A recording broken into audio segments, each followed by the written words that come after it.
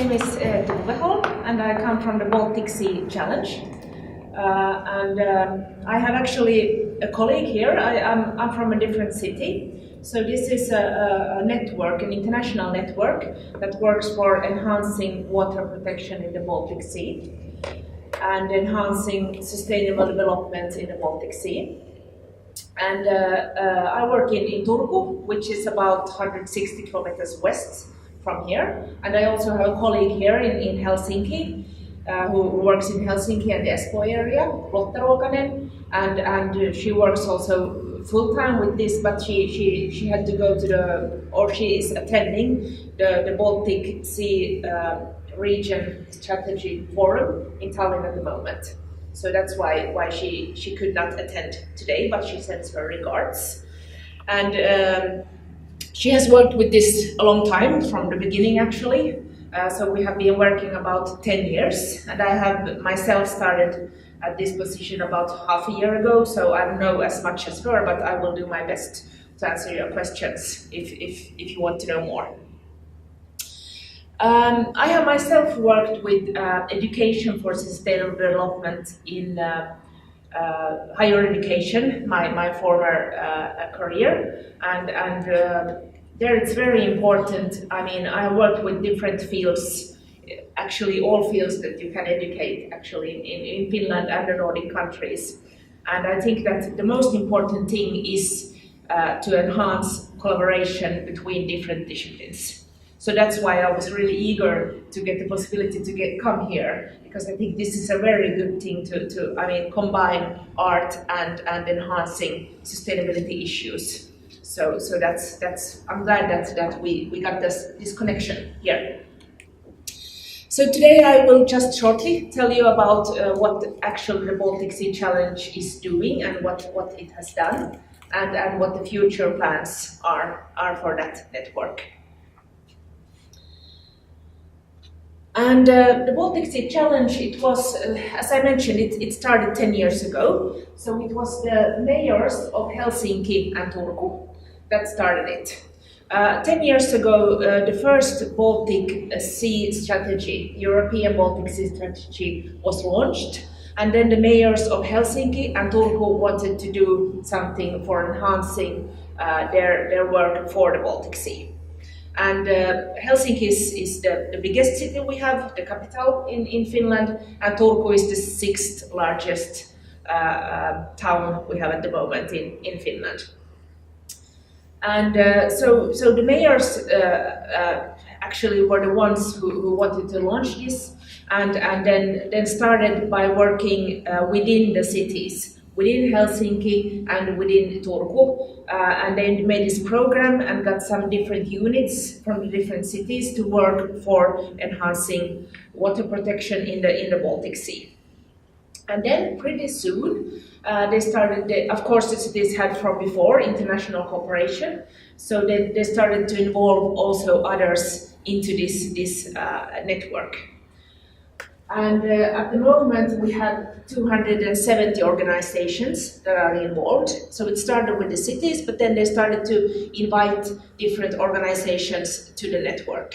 About 200 of them are from Finland, and about 70 from all the Baltic Sea area.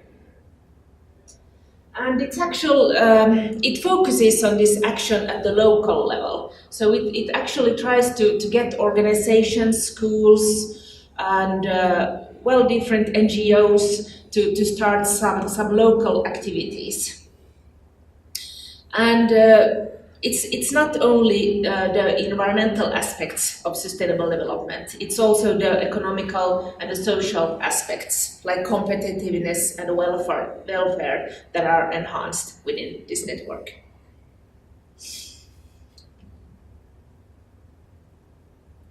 And this is one gathering of all that has been involved. This is at the moment 2 years old, the statistics. But here you can see some kind of statistic of what kind of organizations are involved within the network. So we have companies, schools, NGOs, cities, and research institutions within this network. So this is from, we had 240 members in 2016, and at the moment we have 270. I would say that the last years it has been more NGOs that has joined the network.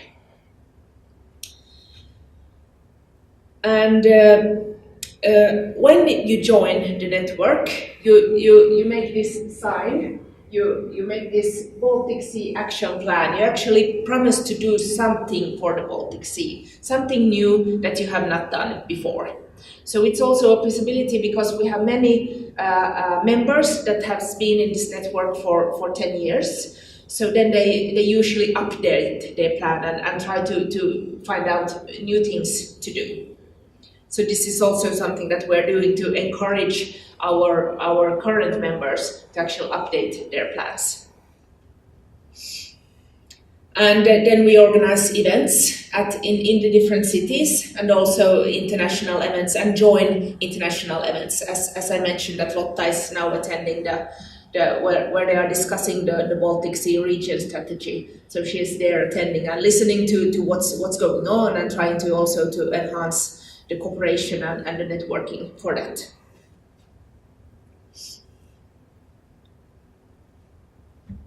Let's see, I think I pushed the wrong button. Okay, there it is. Yeah. So at the moment we are working on this second Baltic Sea action plan, and I brought some brochures with me. You can find them there on the table. So here we actually present what have been done before and what we are working at the moment. So this program is ending, is the end of this year. So we are actually at the moment putting most of our working time on looking at what should we focus on the next 5-year period from 2019 to 2023. But the thing we have at least decided that we have had 5 different focus areas or goals that we have worked with. So we will continue with these. But then what will be enhanced most, we are thinking about at the moment. For example, one thing that has which is also important here is that this microplastic and following it and trying to find how it could be minimized. So that will be one focus area for the coming 5 years. But we are also looking, of course, at what other plans are at the moment in the Baltic Sea area. And also, like this shortage here, this is the, that I told that the European Baltic Sea strategy. So we are also looking at that. And HELCOM was actually the first international agreement for water protection in the Baltic Sea that was signed already in 1974. So that's also something that we are following their work and cooperating with them. And then we have also looked into the UN Sustainable Development Goals. That is also, of course, in the focus. So we're also trying to look already what's already being done globally and in our area, and maybe what's not being focused already, and also what our members are interested in doing. And if we look at art, so I would say that it's mostly in this 5th focus area, this active Baltic Sea citizenship, and within that goal we have worked with artists. I have one example on the next slide, but I also worked with this local fund. It's called the Protection Fund for the Archipelago Sea, and I'm also an executing manager for that. And for example, that's one part of the Baltic Sea Challenge also, that we try to enhance the work that we're doing there. And it's also a regional network in the archipelago that's outside Turku in the town where I live, about 150 to 200 kilometers west from here. And there we also fund these practical concrete water protection projects. And there I have a lot of cooperation with artists. For example, this spring, I cooperated with those who study dance pedagogy in Turku. So we had this kind of cooperation with them, and they joined our network. And then I have also with many jazz musicians this summer, actually cooperation, and they are thinking about, they want to, through the jazz music, they want to enhance and tell about how you can protect the archipelago sea. So this is just some examples.